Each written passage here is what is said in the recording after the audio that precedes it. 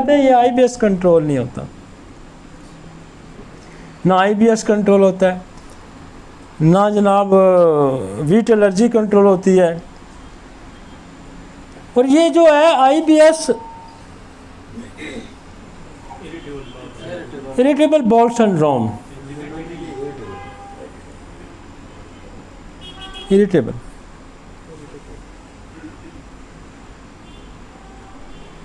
इसमें भी नक्स पहली दवाई है। और जब आंतों की मूवमेंट, ये ध्यान में रखें, ये आंतों की जो पेरिस्टाल्टिक मूवमेंट है ये ट्रिगर हो जाती है। आंतों के अंदर एक मूवमेंट है जिसका नाम है पेरिस्टाल्टिक मूवमेंट, जो आपके स्टूल को, जो खाना आप खाते हैं उसको मसलसल यूं यूं करती है, आंतें यूं करती हैं और वो वहाँ से ट्रैवल करता है। तो ये जो आंतों की मूवमेंट है ये नॉर्मल से अबनॉर्मल हो गई है। पहली तो बात है कि स्पाइसेस हैं, मसाले हैं, वो नक्स फहमी का आएगी यहाँ। फिर दूसरी बात है कि कोई बैक्टीरिया इसकी मूवमेंट को तेज कर सकता है, यहाँ फिर हम बेसिलिनियम लगाते हैं। और बेसिलिनियम मैदे के अंदर बहुत सारे बैक्टीरिया को कंट्रोल करती है और उसके बाद आपकी एच पैलोरी यहाँ लग सकती है।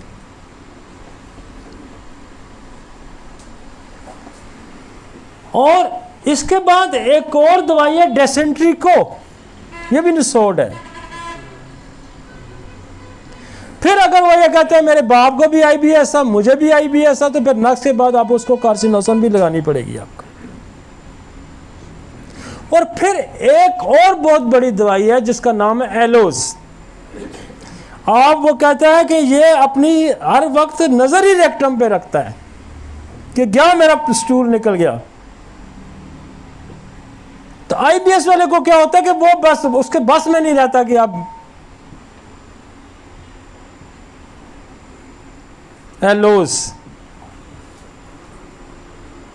फिर पेनफुल है और टेनेसनस है, बार बार अर्ज है और पेन है, तो मर्कसा, मर्कार, क्यूप्रोमेट, एलोस्टोनिया।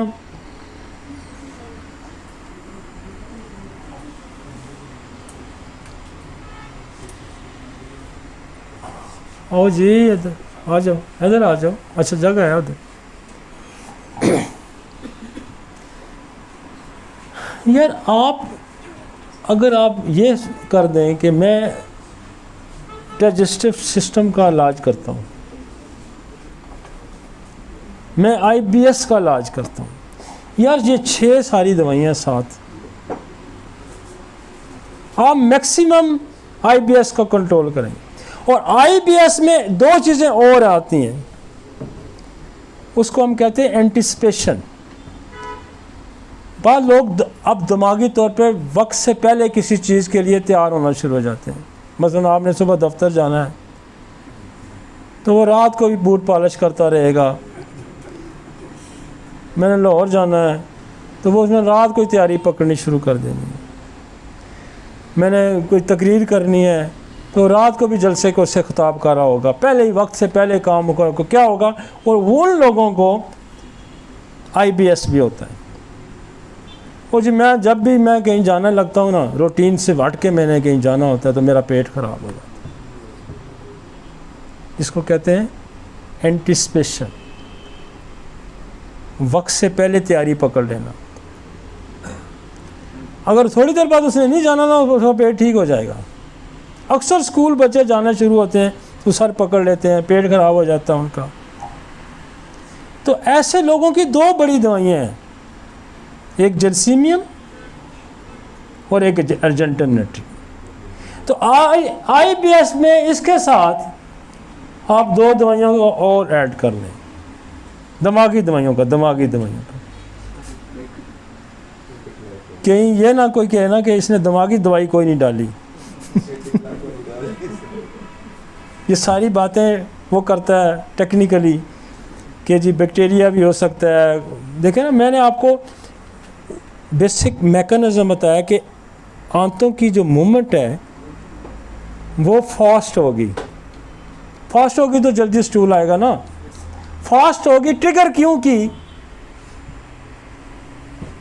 ट्रिगर इस वजह से की कि रात को बाल्टी गोश्त खाया, मसाले तेज़ रखवाए, उसके अंदर घी का एलिमेंट ठीक नहीं था, दवाइयाँ ज़्यादा खा गया, शराब पी गया, तो IBS हो गया, तो फिर तो नक्स व मिका ही जाएगी।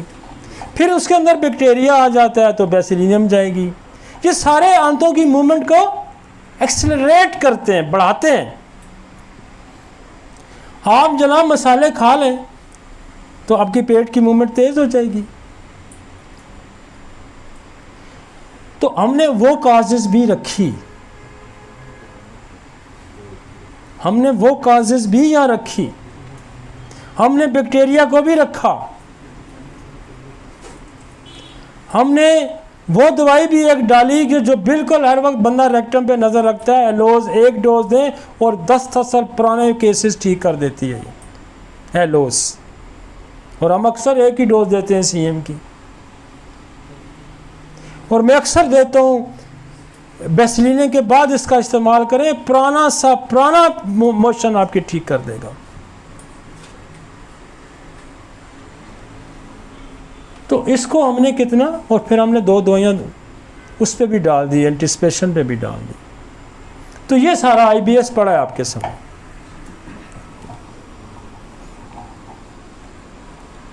और ये आप आजमा के देखेंगे तो आपको मज़ा आएगा।